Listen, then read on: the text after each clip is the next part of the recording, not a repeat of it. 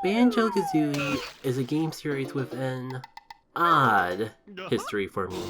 It is one of the few handfuls of times in my life that I've played the sequel to a game, but never the original. Heck, technically I played the spiritual successor before Banjo-Kazooie. Kind of funny with how much of a classic the original Banjo-Kazooie is. I can't even tell you why that is, as my childhood memories are pretty vague. Maybe I found out through Nintendo Power and wasn't subscribed until after Banjo-Kazooie was released. Maybe we couldn't afford it at the time and I didn't think to go back after the fact. Maybe I just never knew Banjo-Kazooie existed well after the N64's time in the sun was over. Whatever the case, I can tell you exactly why it took me 20 years to finally play it. By the time I gained enough conscience, let alone salary, to buy my own video games, the days of Rare and Nintendo's partnership were a relic of the past. With their jump from Nintendo to Microsoft, I was lost along the way. I wouldn't exactly call myself solely a Nintendo fan, but I wouldn't blame you for thinking so with my affiliation towards the consoles. Throughout the course of my life, I can count the number of non-Nintendo consoles I've owned on a single hand. There was the Game Gear I had when I was very young, the PS3 I bought around college.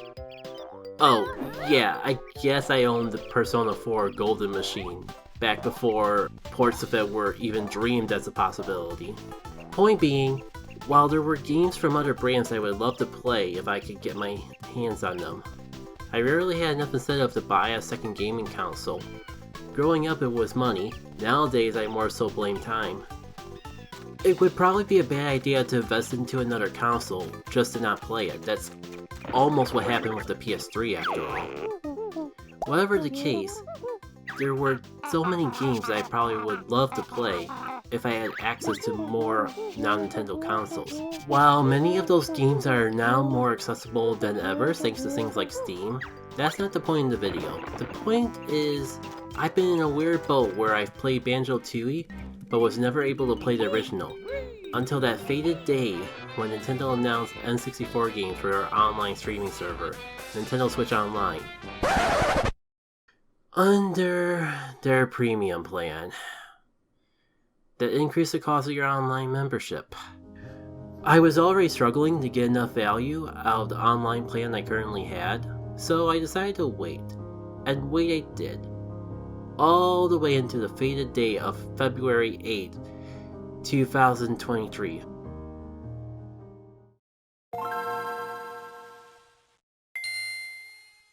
Oh my god, has it already been that long? That's right, with the announcement of the Game Boy Advance coming to the premium NSO, and the announcement might be too strong of a word. With the mere foreshadowing, nah, that's giving it too much credit too. Point being, Golden Sun. Maybe, possibly someday, coming to NSO. With how passionate I am towards the Golden Sun series, I wanted to support the game any way I could. So, maybe prematurely, I decided it was finally time to get the premium NSO. It was a bit early, but my Nintendo Switch Online account was just about to renew anyways, so I figured it was a good time to upgrade and ensure I'd be there to support Golden Sun as soon as it comes out. Surely it would only be a couple months away, so why wait? Surely with all the time that's passed between the release of the N64 Online to now, there would be a flood of classic and iconic games that rivaled even the Virtual Console to keep me entertained. In the meantime, my god, I can barely keep a straight face just trying to say that sentence. Well, at least I finally got to play Banjo.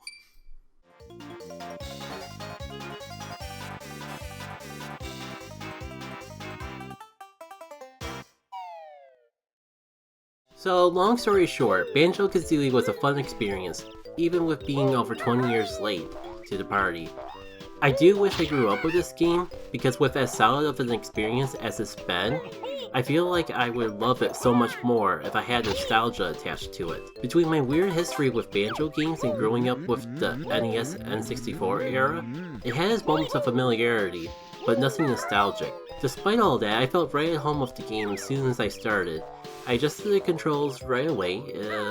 For the most part, there were some minor quirks that took a while to adjust to, like the camera, and how much more slippery the duel feels than video game characters I'm used to playing. It's weird because I don't remember having these feelings with Banjo-Tooie. Then again, it has been over a decade since I last played that game, so I'm not sure if it's something that got refined between games, or I'm just remembering it being better than it actually was. While it was never quite enough to cause frustration, there's definitely that feeling that I was never fully in control of the duel.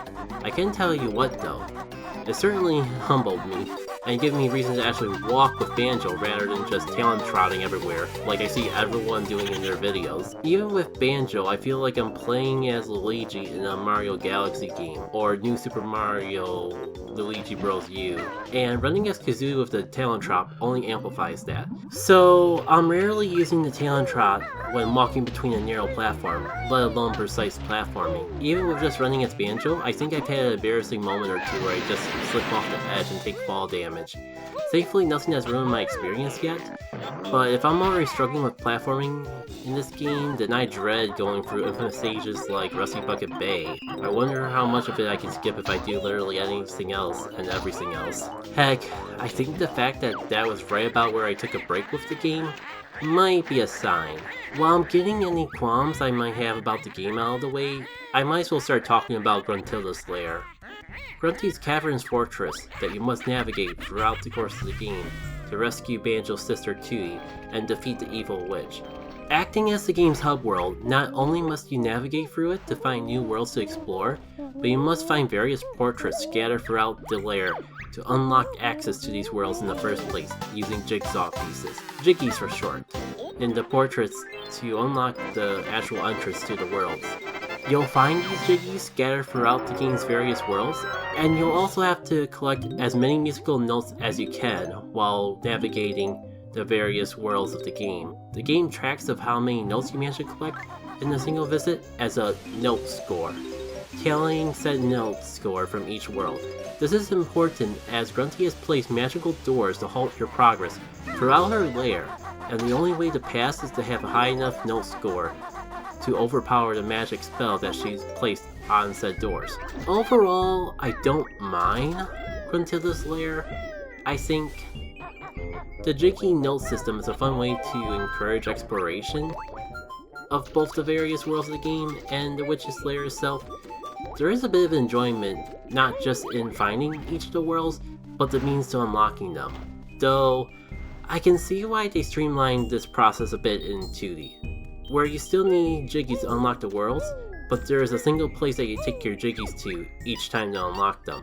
There's even a bit of flexibility in the order you can take on the worlds in Banjo-Kazooie. For example, I ended up taking on the game's third official world, Clanker's Cavern, much later as I didn't find the portrait needed to unlock it until the completion of a couple other worlds. That charm did wear thinner as things became more hidden, but it was still something that I could appreciate, at least conceptually. Then again, I feel I better understand the common criticism I hear of Grunty's lair being one of the weaker parts of the game. Gruntilda's lair is very charming, but the design of the area itself leaves room for improvement. I think part of it is due to taking place completely in a dark, gloomy cave.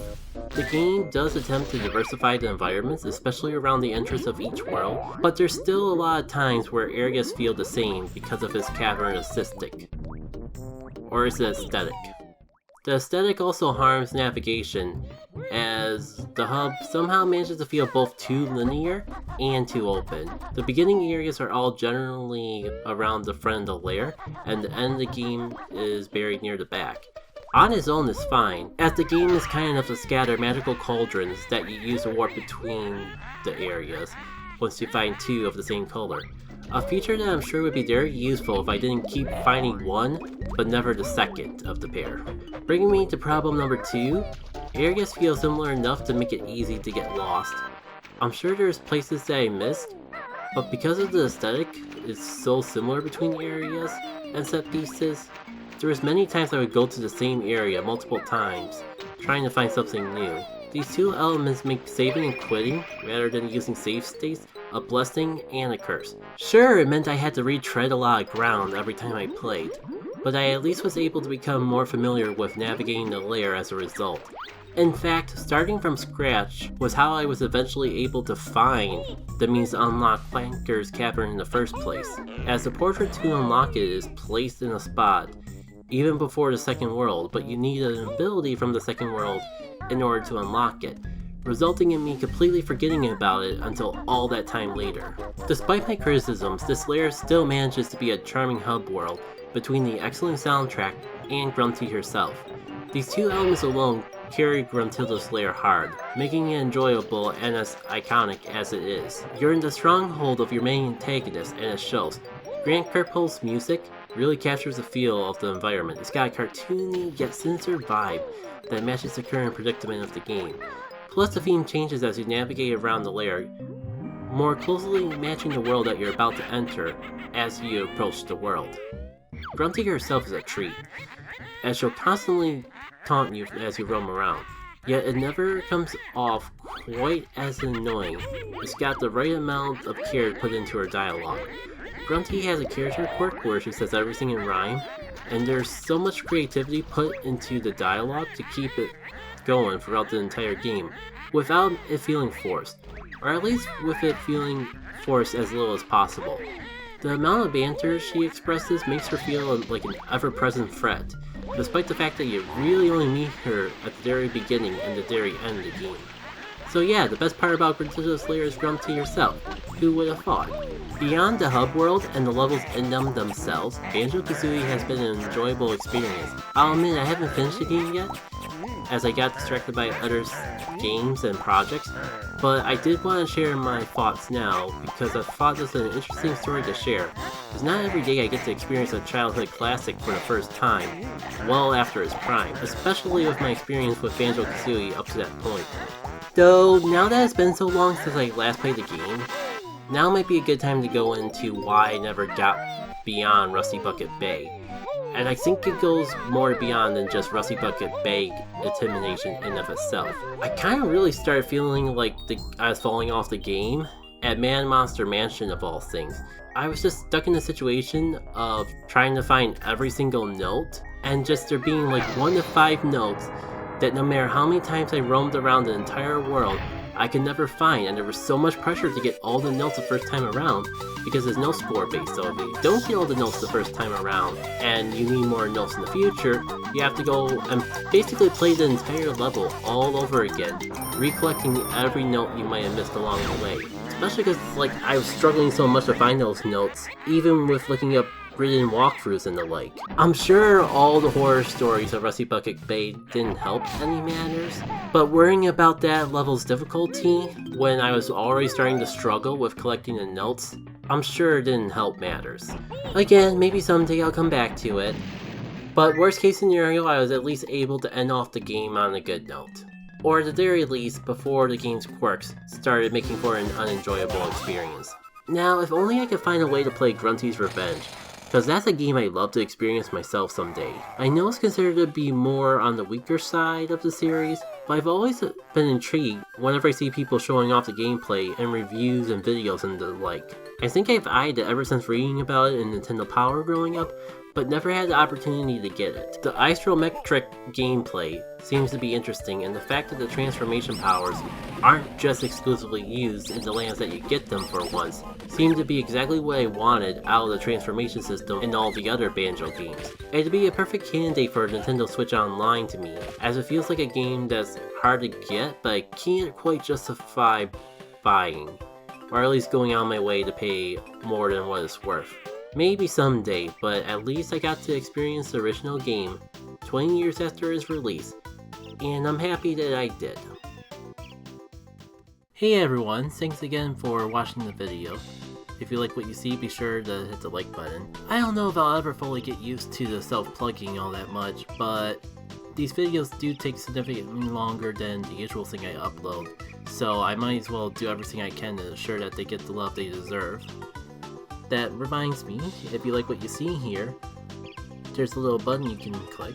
You know what it is as much as I do, so if you like retro Nintendo games, be sure to check out some of the other things I do.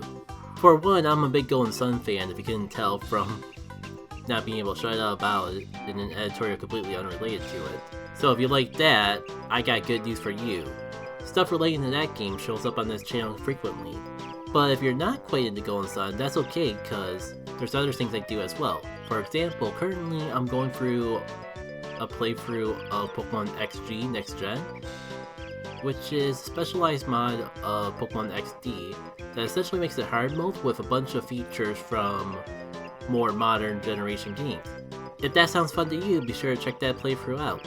As another thank you for sticking it to the end, this is a little bit short of an editorial, to the point where I didn't even get to use all the footage from my Nintendo Switch that I had of this game, so I figured I'd throw a few of the more interesting clips that I didn't use, along with some other outtakes from the editorial. Hope you enjoy!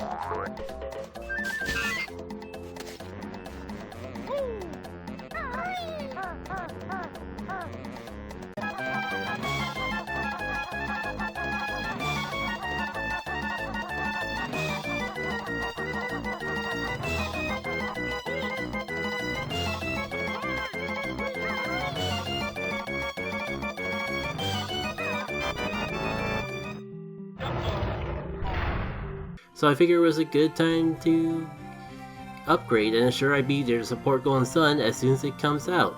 Surely it would only be a couple months away, so why wait?